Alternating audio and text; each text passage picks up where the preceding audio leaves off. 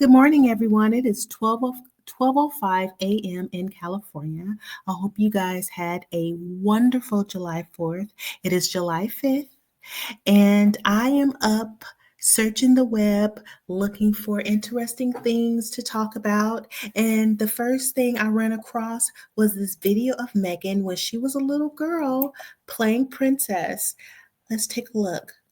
Your Royal Highness, take one. Princess Nikki, Princess Cara. Don't go do the grocery shopping. I didn't have time to. Where's my girlfriend? Your Highness! Your Highness, isn't there anything to do around this kingdom anymore? Yes, take 900,000 Okay, bye. Follow me, girls, for my party. Come along. Dear Nikki. That was so cute. I hope they don't flag me for that because I think that's something that we should see. So, Megan and her family, they were also enjoying the 4th of July, and Megan blessed us. Yes, I said it, blessed us with two videos. The first one was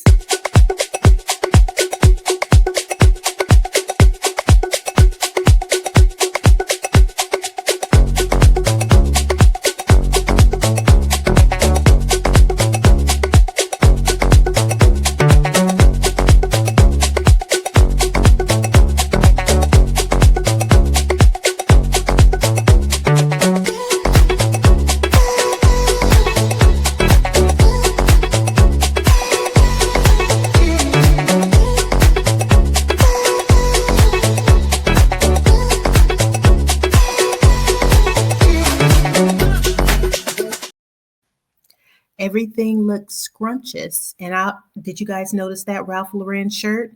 I want you guys to focus on that because I'm going to talk about that shirt later on in the video. Now, here is the second video that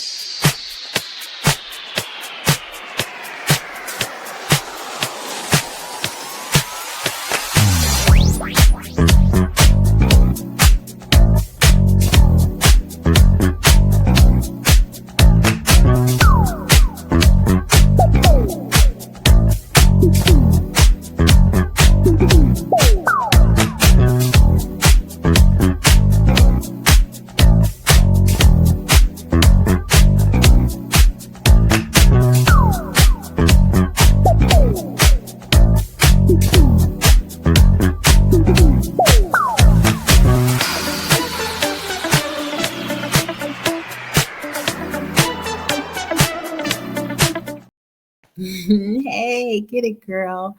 I really like that dress that she was wearing, and the drinks look delish. I am so happy that Megan is enjoying her life.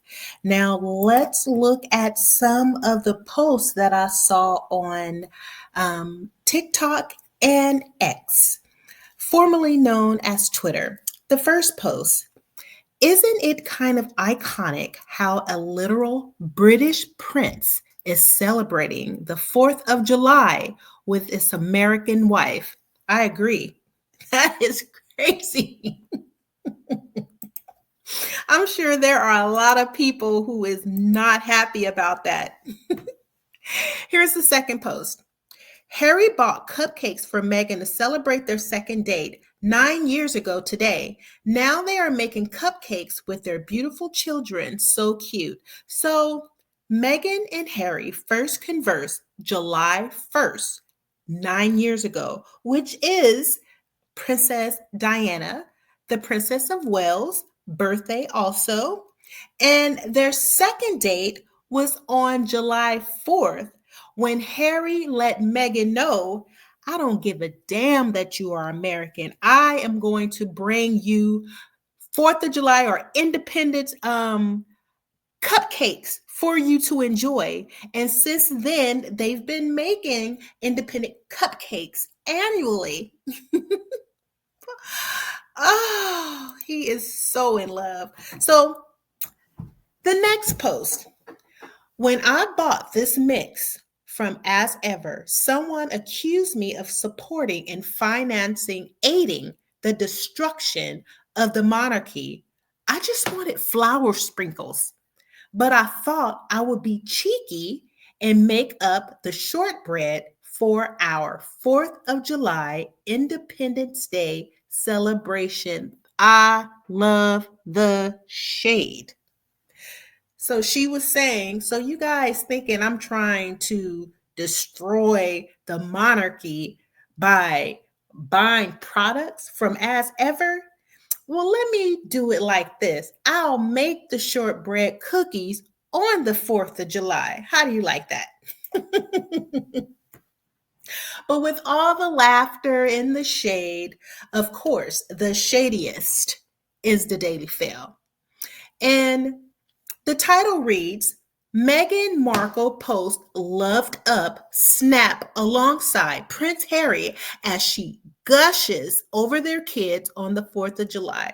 Well, the snap that you're seeing, the picture that you're seeing on the left, I believe it was the first picture that they took on their second date. So I don't know. That article, the topic is reading kind of, but you know what? It's the Daily Fail. I'm not going to even go into that. Let me continue on.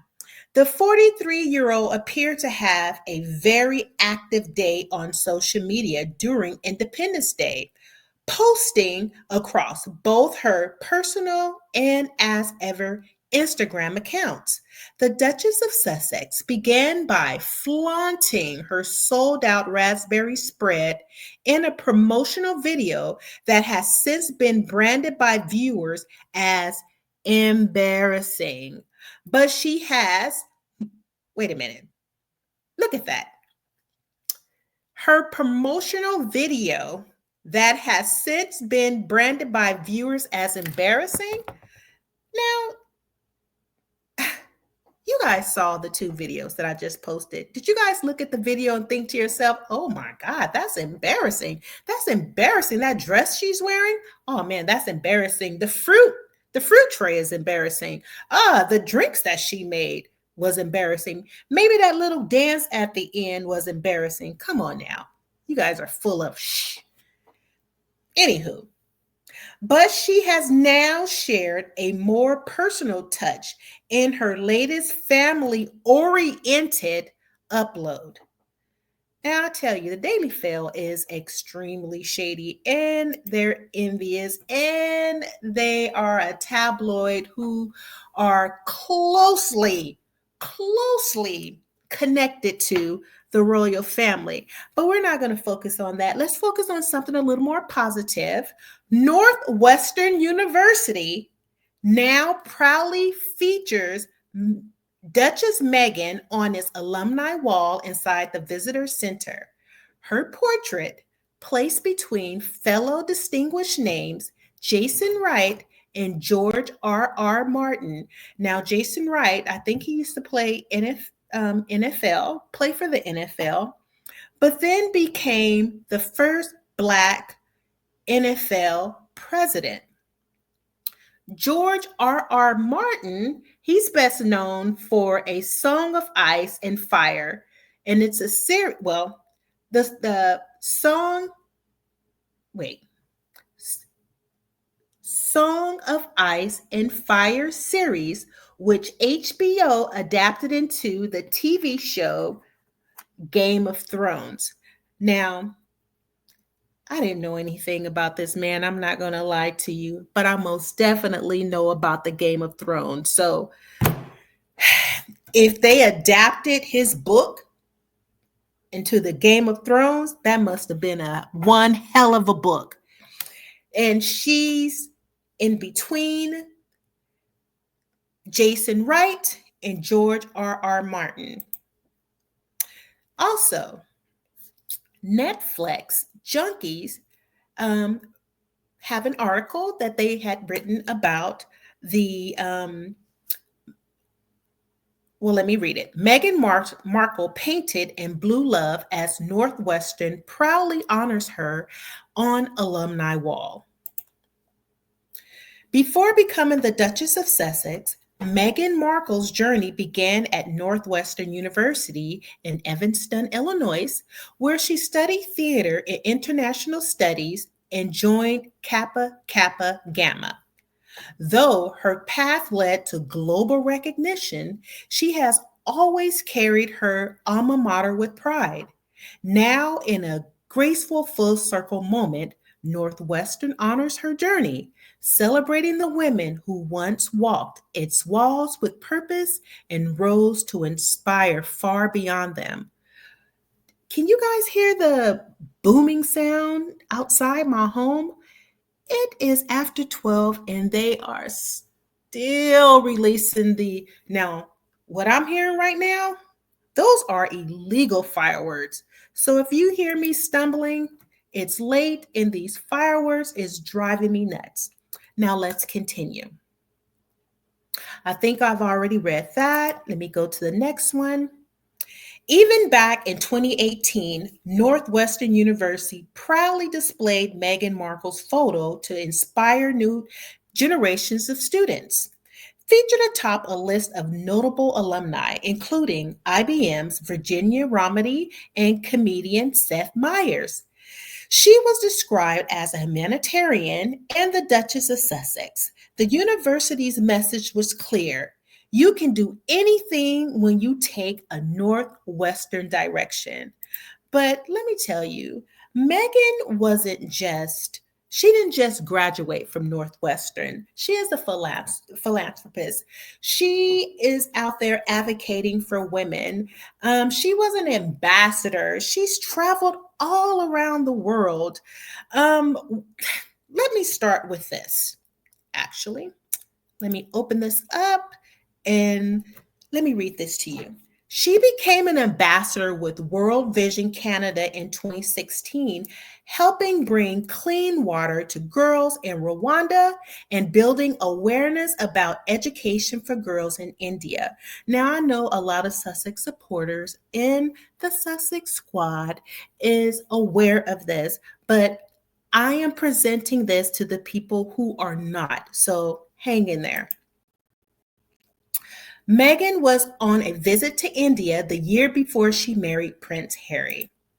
Now, she was there as an ambassador and she was advocating for young girls who couldn't attend school because they didn't have sanitations when they were on their menstrual cycle. The latrines were filthy. They didn't have clean water. So she advocated for these girls so that when they're in school, they felt comfortable, they felt motivated, they felt clean. You know, look at Megan. She was sitting amongst the other beautiful Indian ladies, and she was also in Rwanda. The actress traveled to Rwanda in 2016 as a World Vision Global Ambassador to see firsthand the challenges facing many communities when it comes to finding safe drinking water. Since then, the International Children's Charity has been able to support more than 57,500 people with safe water to drink, and the community wants to say thank you to the future Duchess. This is something that's inspirational. I mean, Megan is not that person who's just talking about it. She is about it. And once she became what is that? A senior working royal, which I believe, Harry and Meghan are the only working royal with air quotes. She put together a community cookbook for the Grenfell Tower fire. So in January 2018, Markle became interested in the Hub Community Kitchen run by survivors of the Grenfell Tower fire. She visited the kitchen regularly and suggested that the displaced women published a cookbook to assist in funding for the group. Together, Our Community Cookbook, her first charity project as the Duchess of Sussex, was announced in September. In August 2020, Megan used proceeds for the cookbook to donate £8,000 to the UK charity My Grateful, which supports refugees, asylum seekers, and migrants by helping them organize cookery classes. In March 2021, she donated £10,000 from the proceeds to the UK-based charity, am I saying this right? HEMA, to assist them with stocking the group's food banks, provide them with equipment, and help the Salam Shalom Kitchen, the only Muslim and Jewish community kitchen in the UK.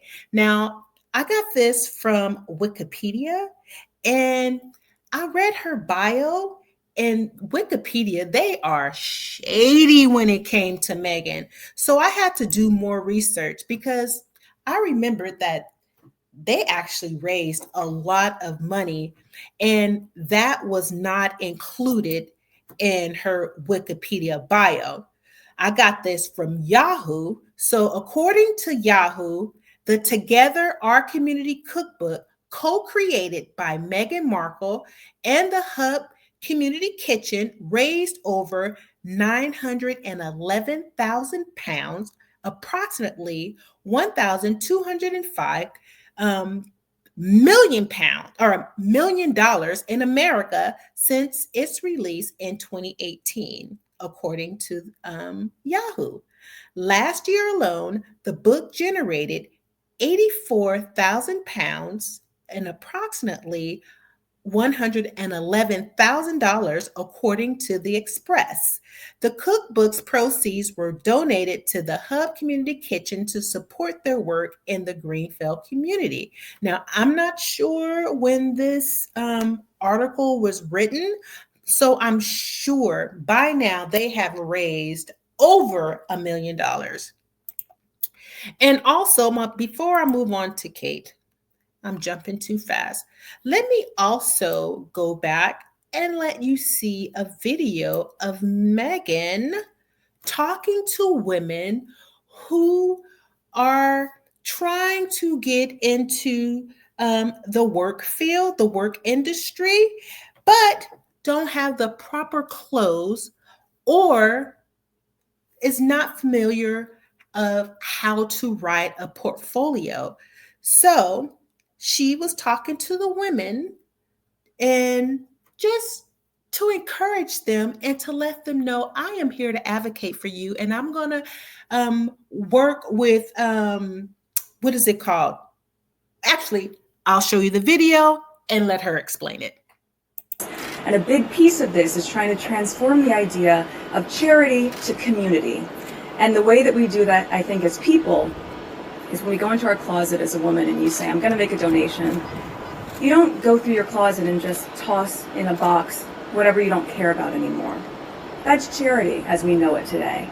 Community is going through your closet and saying, this is the blazer that I wore when I nailed my first job interview and got my dream job.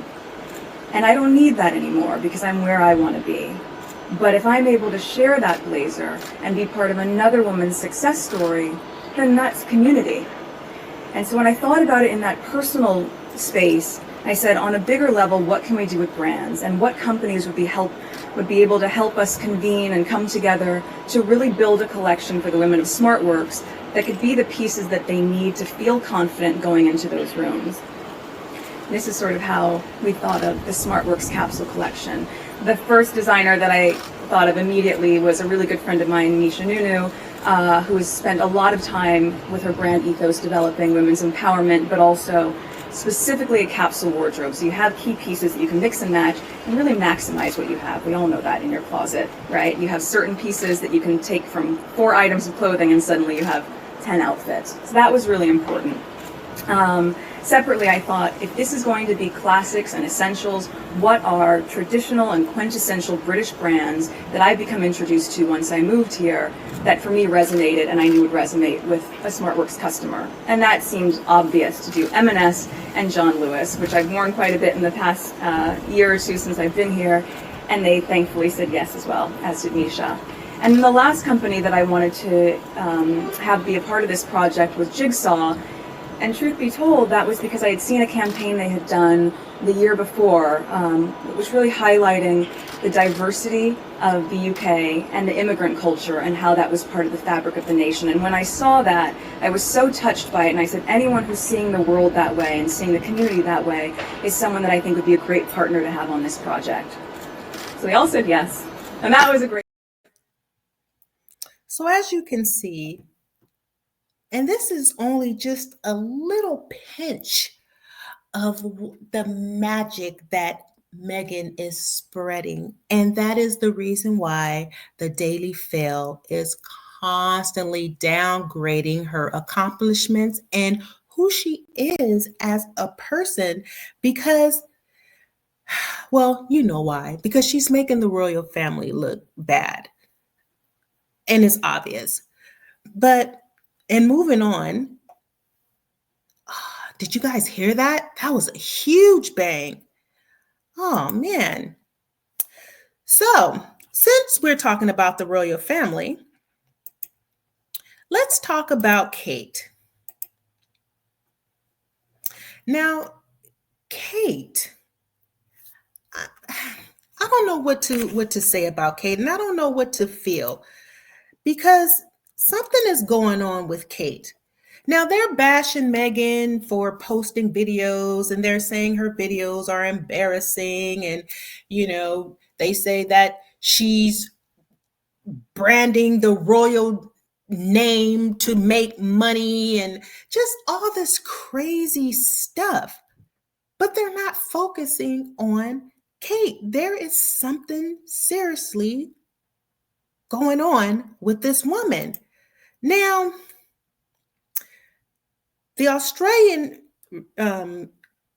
they printed, the Princess of Wales has likened recovery from cancer to riding a roller coaster as she spoke of going through hard times in her battle with the disease. And when I read this, that made me think about so many different things because I remember when I think it was back in January of 2024, didn't Kate state that she was receiving preventative cancer treatments? You know what? I actually have a video on that. Let's look at the video. Let's listen to Kate talk about her preventative cancer treatment herself. Give me a minute. I wanted to take this opportunity to say thank you personally for all the wonderful messages of support and for your understanding whilst I've been recovering from surgery. It has been an incredibly tough couple of months for our entire family, but I've had a fantastic medical team who have taken great care of me, for which I'm so grateful. In January, I underwent major abdominal surgery in London, and at the time, it was thought that my condition was non-cancerous. The surgery was successful. However, tests after the operation found cancer had been present. My medical team therefore advised that I should undergo a course of preventative chemotherapy, and I'm now in the early stages of that treatment. This, of course, came as a huge shock, and William and I have been doing everything we can to process and manage this privately for the sake of our young family. As you can imagine, this has taken time. It has taken me time to recover from major surgery in order to start my treatment. But most importantly, it has taken us time to explain everything to George, Charlotte, and Louis in a way that's appropriate for them and to reassure them that I'm going to be okay. As I've said to them, I am well and getting stronger every day by focusing on the things that will help me heal in my mind, body, and spirits. Having William by my side is a great source of comfort and reassurance too, as is the love, support, and kindness that has been shown by so many of you. It means so much to us both. We hope that you'll understand that as a family, we now need some time, space, and privacy while I complete my treatment. My work has always brought me a deep sense of joy, and I look forward to being back when I'm able. But for now, I must focus on making a full recovery. At this time, I'm also thinking of all those whose lives are being affected by cancer. For everyone facing this disease, in whatever form, please do not lose faith or hope.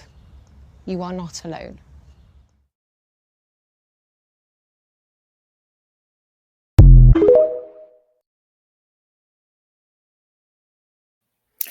Now you heard it for yourself. Catherine stated that she was receiving preventative cancer treatments back in January of 2024. So I do not understand why they keep pushing that, she can't work because she's having cancer treatments, she's dealing with cancer, she's this. It's every time they talk about her, they have to talk about cancer. And I'm not sure if she's actually fighting cancer. But me being the person that I am, I had to research like, what is preventative cancer? But before I go into that, I saw a video of her. So her last engagement, she didn't look happy. She didn't look like her normal self. She looked like she had Botox. She looked like she was tired. She looked like she didn't know what she was saying. She looked like she was reading from a script, pretty much like I'm doing right now. So Kate Middleton's most recent public appearance was a surprise engagement of Colchester Hospital in Essex on July 2nd. I'm not sure if I pronounced that correctly, but anywho, where she candidly discussed her life-changing cancer treatment.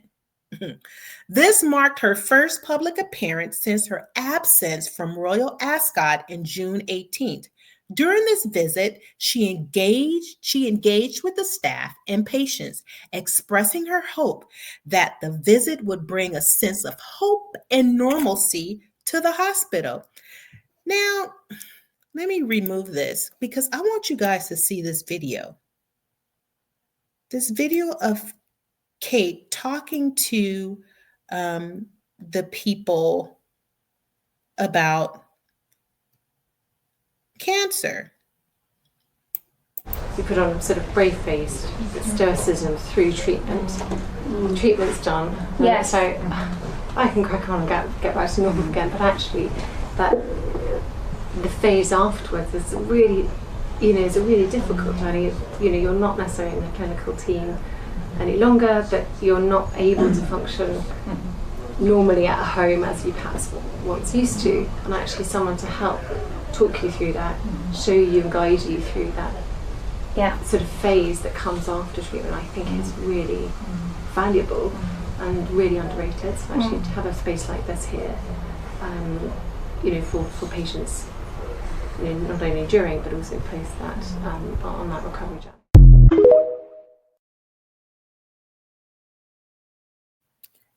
Do you see what I'm talking about? Did you understand anything that she was saying? And it's obvious that she's had Botox. As a cancer patient, is it okay to have Botox? So I had to do my research. Let me make this a little bigger so that I can read it. So I wanted to know, what is preventative chemotherapy? And I'm not going to even try to pronounce what is also known as. So it lasts for 3 to 6 months. Now, mind you, like I said, that video was back in 2024 or early 2024. The purpose of this type of chemotherapy is to eliminate any remaining cancer cells after surgery and to prevent the cancer from returning.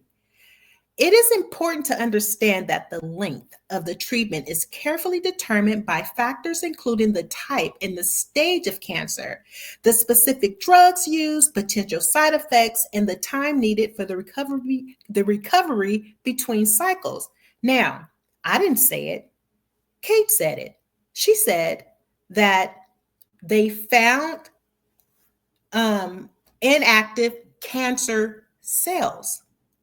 So she was being treated to prevent the cancer cells from spreading.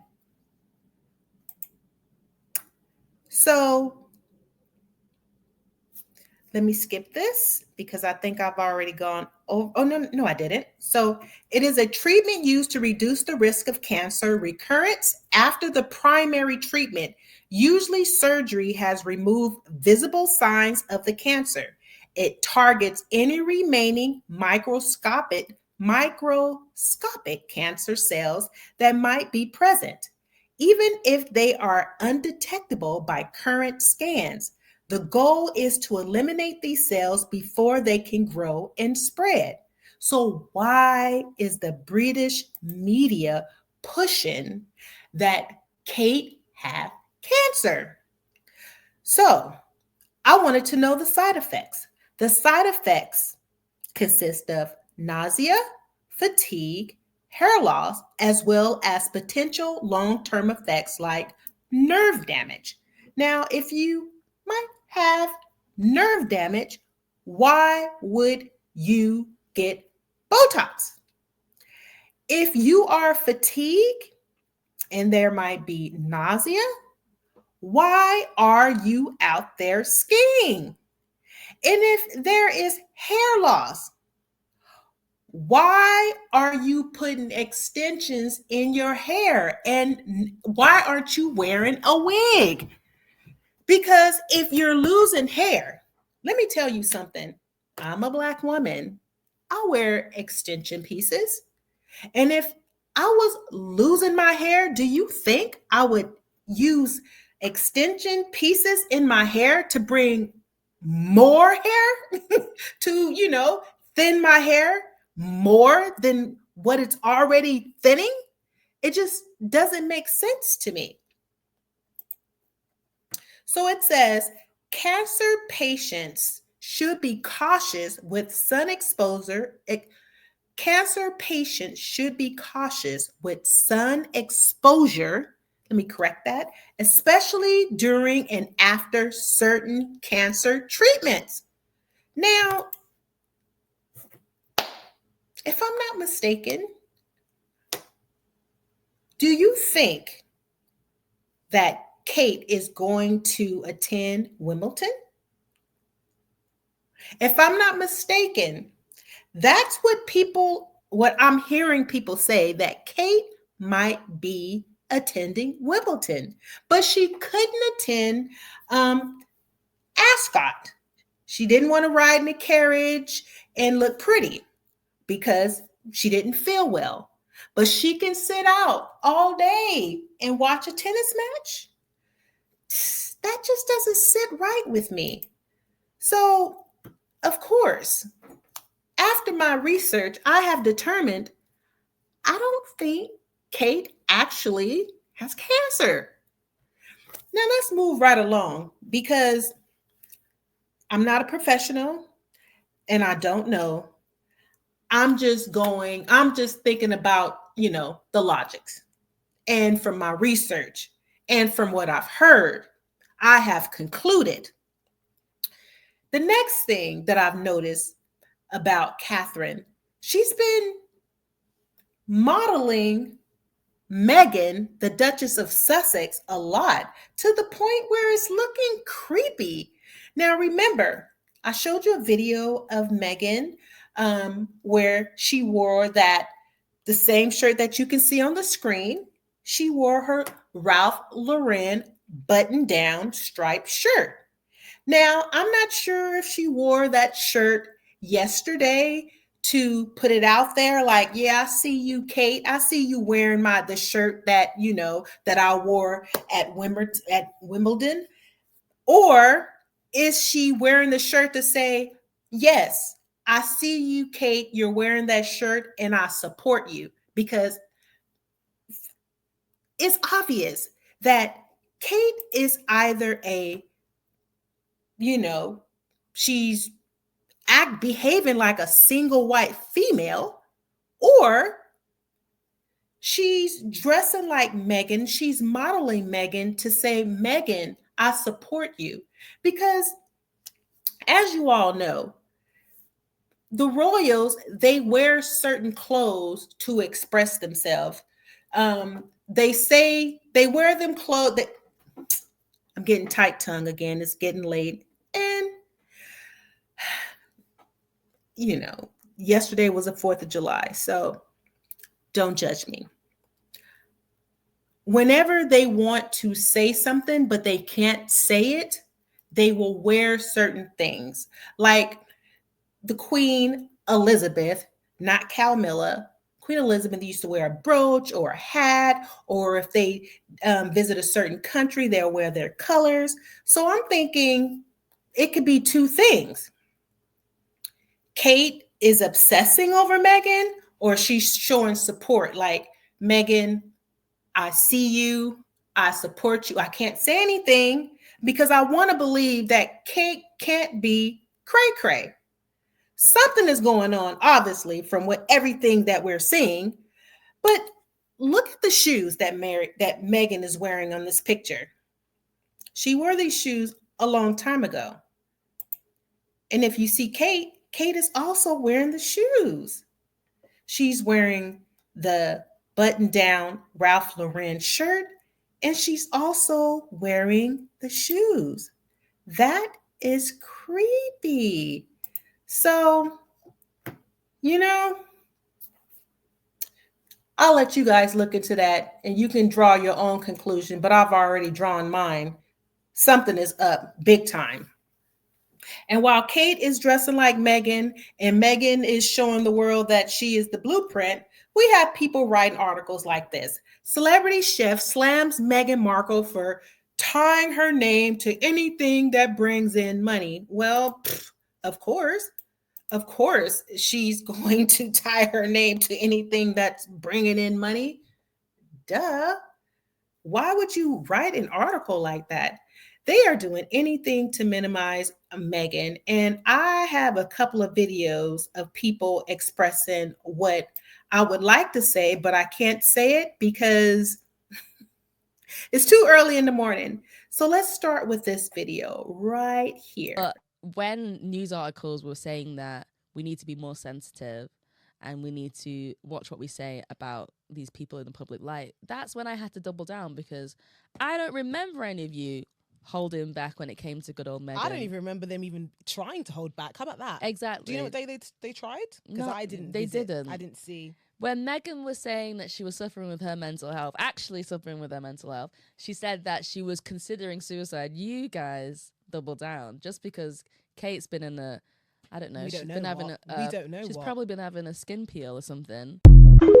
We need to clear something up. Yesterday, July 1st, Meghan, Duchess of Sussex, launched her new line of rosé. July 1st was also Princess Diana's birthday. She would have been 64 this year. Along with the normal negative spin that's going to come from anything Meghan does, or some truly vile takes, including bringing up and posting pictures of the Princess of Wales, Diana, and the wrecked car in the Paris tunnel, and equating that and drunk driving to Meghan somehow doing something offensive by dropping this wine on July 1st. No. Where have we heard the story over and over again that it was all Henri Paul's fault, that he was drunk and Diana wasn't wearing a seatbelt and all those things? We heard it from the British media. Why did we hear it from the British media? Because right after she died, they were quick to find anyone else to blame besides the press. Here's why people were blaming the press. It's not because that they were there shooting the photos. Foreign paparazzi were chasing Diana and Dodi in Paris that evening because a new bar had been set on payouts for photos of the Princess of Wales and her new boyfriend. Roughly 2.5 weeks prior, the Sunday Mirror posted the world exclusive first photo of Dodi and Diana kissing. It's blurry.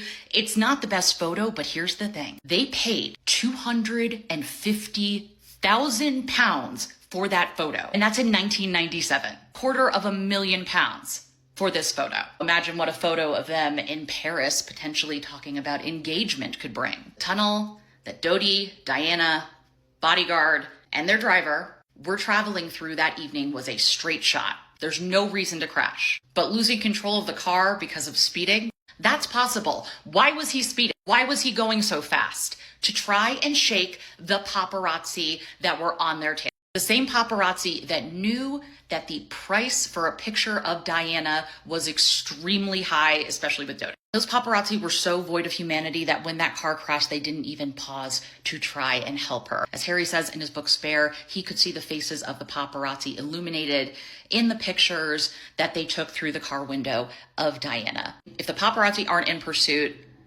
Dodi doesn't decide to grab the driver who thinks he has the night off and get out of there. If it wasn't for the feverish demand in the UK for stories on Diana, pictures of Diana, there wasn't such a bounty on photos of her and Dodi from the British press. The paparazzi are chasing her so intently because there is such a feverish need and desire for news on Diana in Britain. And that's both on consumers, but also the editors who continue to up the ante for exclusive photos of Dodi and Diana. The same media that, among the thousands of articles written about her, included this one a couple weeks before her death, penalties of seeking publicity. Because despite the fact that being royal catapulted her into the public zeitgeist, and she can't do anything about that, she can't change that, it is her fault for going out and living her life. Penalties of seeking publicity. Why can't she just go away quietly? Wow, we just keep repeating stories. Every year around this time, talk about Diana's fatal car crash comes up. There's always this compulsion to rewrite history or spew the rewritten history that's been given to us. There was no reason, even under the influence, that car should have been going that fast through that tunnel and crashed. It was because of who was chasing them. So in this what came first, the chicken or the egg, it's the paparazzi.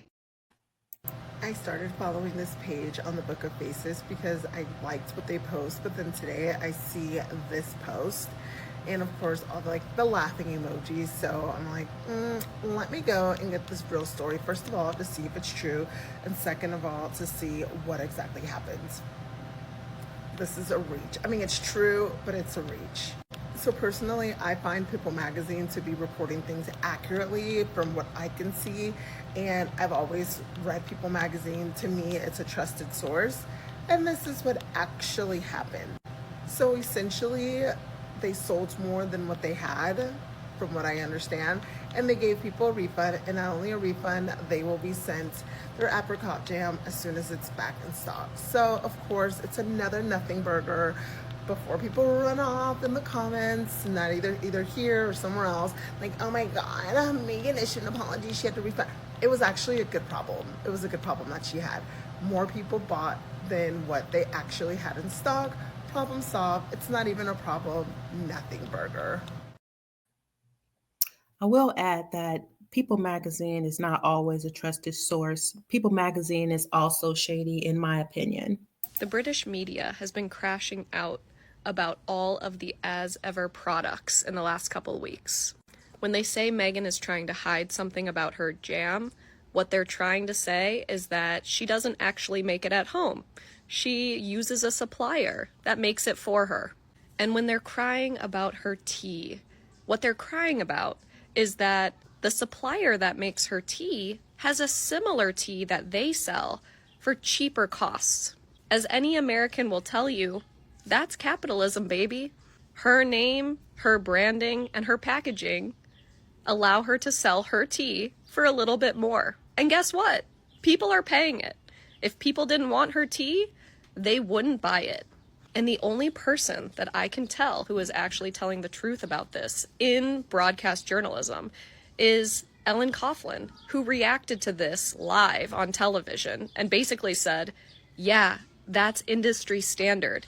You can't actually make jam and tea inside of your own home and then sell it because industry regulations will not allow that. So as usual, the British media is crying because Meghan is so successful, and they're just trying to find any tiny little thing to take her down. And as Ellen points out, King Charles doesn't make his jam at his kitchen table either. He has a supplier as well. So if you're going to talk about her jam, you're going to have to talk about his jam. Who's the royal trendsetter here? Just a small snippet, but I'll share the dates in a moment. This princess does not gatekeep her fashion contacts, and people want to know when she wears something, it sells out. And I love the fact that she still wears J. Crew and Banana Republic. Those who have followed her since suits and the tag, you'll remember that she had a collaboration with Reitman's clothing store in Canada. And this was her style before she met Harry. And this was her style when she was a full-time working royal in the UK, and she did a collaboration with SmartWorks, a charity that provides professional clothing for women who are returning to the workforce. And of course, this is her style now that she's back in the US. And I love her style, whether she's, going about her day on her Montecito estate or shooting an episode of her worldwide top 10 Netflix show with Love Meghan, or going to special events. Oh yeah, the dates of a couple of events. These were both taken in 2022, February and December, September 2022, and the following May. The trendsetter here is Meghan Sussex. Is Kate copying Meghan? Or are tonal monochrome outfits just a timeless look? Is Meghan copying Kate, but is Kate copying Queen Maxima of the Netherlands? Is Queen Letizia of Spain copying Kate, copying Meghan, copying Princess Isabella of Denmark, copying Kate? Has Kate's style changed in the last couple of years? Yes. Or has Kate turned 40, stopped having children, risen to a new role in life, and her style has evolved? Because that's what style does. Meghan has a very timeless classic look, and Kate also does. Nobody can own a timeless style or look. Stop pitting women against each other for the silliest reasons. Meghan Markle could have been a beloved royal doing charity work with global impact, but instead she chose buzzwords, brand deals, and pretty much self-curated victimhood. She's a princess in theory and a Kardashian in practice. She called Meghan a Kardashian in a crown. But sis, you're the Groupon version of Perez Hilton. Lynette. Sweet and salty Lynn. Lynette loves. So many usernames. So much effort. And yet, somehow, not an original thought. You really sat there, unwashed curls, no makeup, in a t-shirt that looks like it was peeled off a clearance rack at Forever 21, and decided this was your moment. This was your big takedown. Babe, you look less like a cultural commentator and more like someone filming a hostage video from their guest room while their toddler takes a nap. You weren't brave. You were bitter. And Meghan, she didn't trigger you. She exposed you. Everything about that video screamed envy. You hate that she's beautiful, composed, well-spoken, and global. Because you, Lynette, are none of those things. You're just another aggressively average wonder-bred warrior with a ring light and a savior complex, trying to build a platform off the back of someone more magnetic than you'll ever be. And let's not pretend you care about truth. That passport line? Laughable. If her passport was taken, how did she travel? Girl, it's like you read a Royal Protocol tweet once and ran to TikTok like you uncovered Watergate. Royals don't carry passports. Staff handles that. Meghan's ID, her keys, her freedom, gone. She said it plainly. You just couldn't comprehend because your brain is wired for sound bites and spite, not nuance and empathy. You called her performative? Sis, you filmed that video with more angles than a soap opera confession scene. You are literally performing Meghan hate because that's the only thing that gets your engagement out of the grave. You're not a creator. You're just a bottom shelf bottom feeder. And don't think we didn't notice the pattern. It's always the mayonnaise militia, suburbia's finest, microaggression merchants, snow possums like you. Monotone voice, faux calm, condescending cadence, masking venom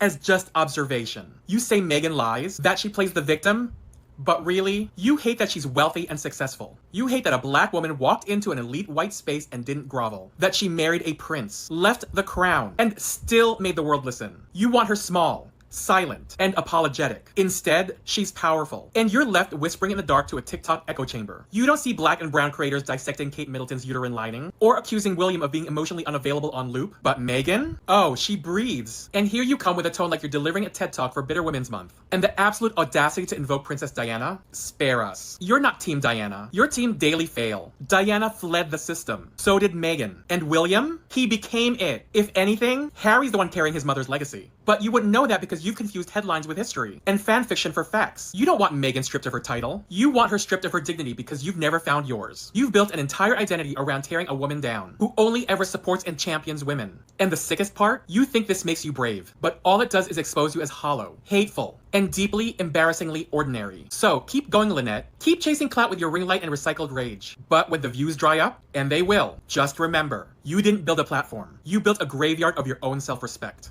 And Meghan, she'll still be unbothered, unbent, and out of reach. He ate her behind up, and that's how I'm going to end my video.